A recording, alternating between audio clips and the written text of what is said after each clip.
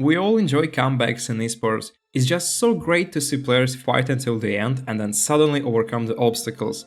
However, not every comeback story is great and actually interesting to watch. Today I'll tell you about exactly such kind of story. It's probably the worst comeback in history of StarCraft 2, and this particular match gave us a lot of memes, but was also really painful to watch.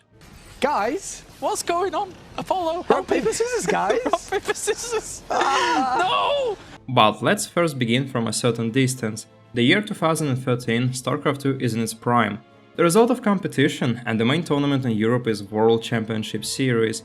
It's the second season with many great players, especially including some incredible talents from South Korea.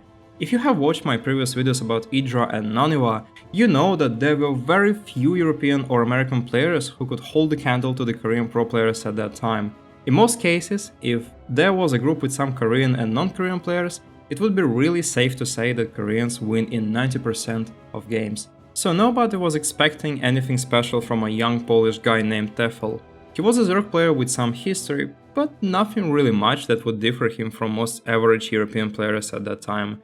He had some results and he was quickly improving, but he was also far from being the foreign hope or even a contender to win the whole thing. In fact, casters and experts weren't even sure he would be able to advance further in this tournament. He was placed in a group with MVP, literally one of the top 3 best players in the world at that time.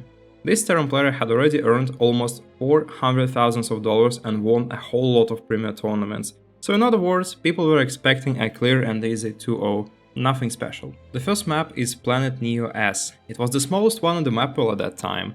Zerg Race isn't really great at chasing and making early surprise attacks, but Tefel is still playing in a very risky way. He does very little scouting and builds roaches in case of an attack. Roaches are basic units that Zerg have. They are really cheap and have low DPS, but they are somewhat tanky and can withstand a lot of damage in the early game.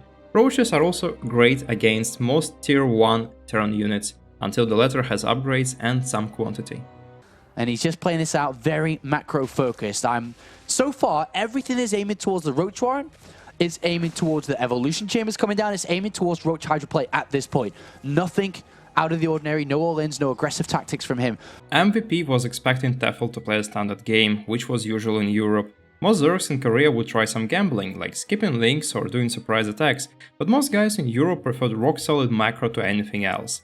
There were exceptions, of course, and Tefel was certainly doing something cheeky at this game. MVP sent some Hellbats, a perfect harass unit if Zerg is not ready, but it was not the case.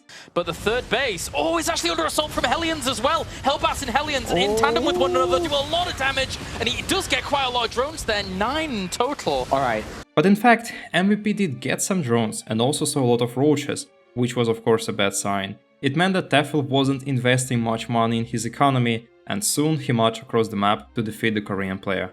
You could be in trouble to a counter-attack. Yeah. This is something that happens very often in Zerg vs Terran games. There's a lot of roaches out, I feel. 20. 20, exactly! 20 roaches and roach speed's about to finish. 1-1 is near completion. MVP has to play this out very smartly. MVP has almost nothing at home. No tanks, barely any units, so he sends another medevac with Hellbats to buy some time and possibly kill some drones to get ahead economically. But how is he gonna defend at home now? The attack starts with 26 roaches knocking on the front door of the Terran player.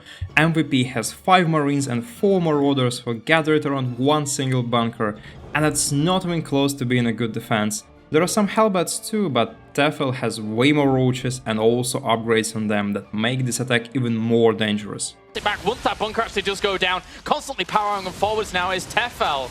That's still a lot of damage that you could potentially do here, but that one bunker helping. Doesn't want to overcommit. Kill the supply depots, get out if you can. Don't overcommit. I don't think he can break through here. The casters are not sure though if this is the right choice.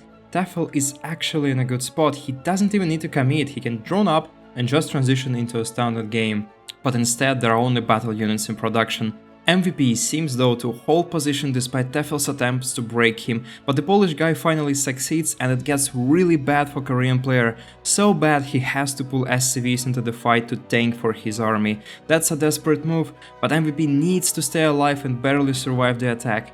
This power at the front is doing too much. He's actually killed off 18 workers to his opponent's killed off 18 workers. It's dead even. Is he going to be in trouble here? 64 army supply to 28. Tefel could take game number 1. He's doubled in supply here, Kalaris. And he's slowly getting on top of his production here. There's 3 Marauders, 3 Marines left over to try and clean all this up. The Hellbats in the main have actually died off, so they're not going to do anything else. And now Tefel, sat on all of this production, could continue to do a lot of damage. He's killed off so many. He's killed off 30 workers. It's 23 workers to 43 right now. Yeah, trademark Tefel here, just smashing through. He's bringing down the command center. If that does not get picked up, that shall fall as well. Slow Zerglings come into the mix. At one moment, everything MVP had was only 3 Marauders and 3 Marines.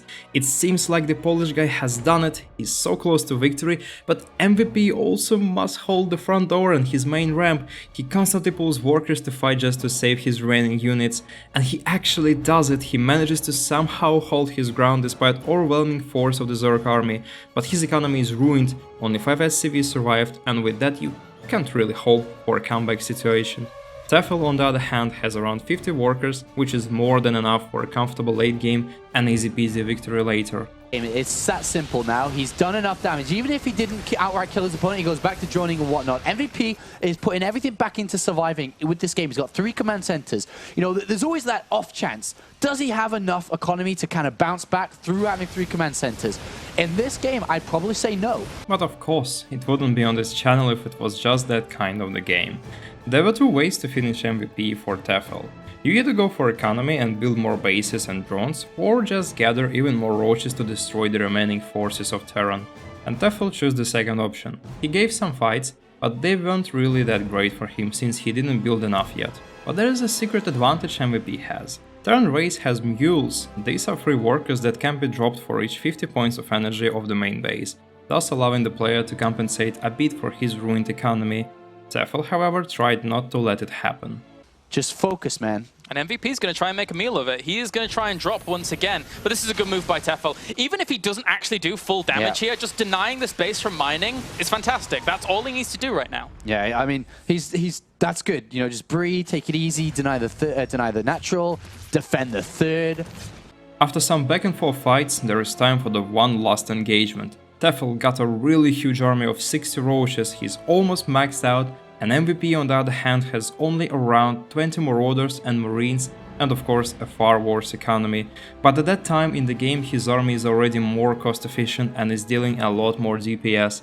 But is there enough to survive the attack though? I don't think you can break him right now. Yeah, I don't think that was the right move. Definitely sit out and have the better concave is better. Oh, he's going for it. Whoa. This is a little risky. Yeah, it kind of is. I mean, he does have +2/1 on these roaches, so they are doing a lot of damage, and eventually they probably will kill this army off. And any trade Tefel can make now is great. Yeah, that's true. That is true. A little bit risky. We saw everyone had their heart in their throat then as he moved through the mines and whatnot, but he does push MVP back to one base. Another victory there. MVP loses his ground again. It's getting worse since the main base is soon to be depleted, but he also tries to come back with some little drops in attacks here and there, weakening Zerg's economy.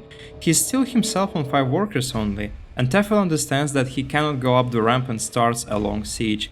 MVP then moves his command center to another location to secretly mine some minerals, while also building siege tanks to kick away the Zerg army, and his plan seems to work perfectly. Again, MVP's trading so well.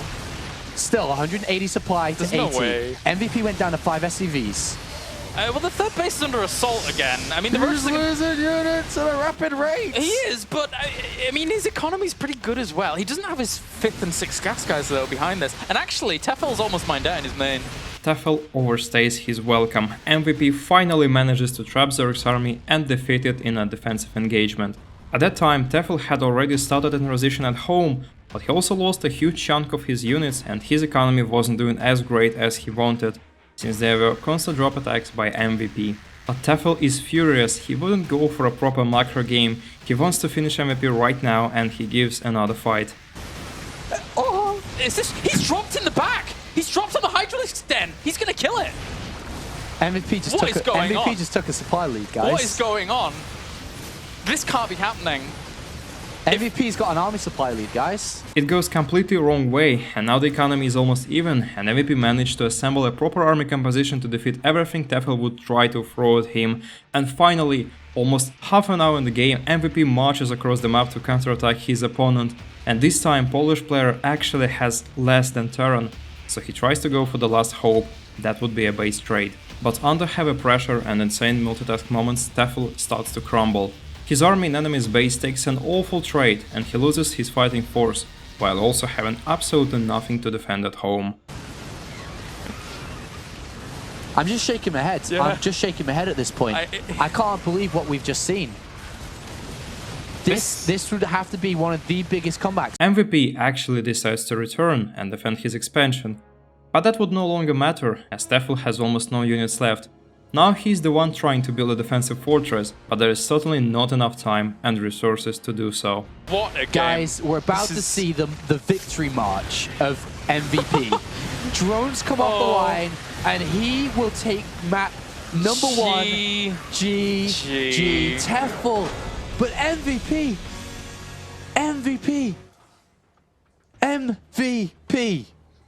the European champion from last year, a 4-time GSL champion, top 4 WCS Season 1 Grand Finals. What did we just see? That was remarkable.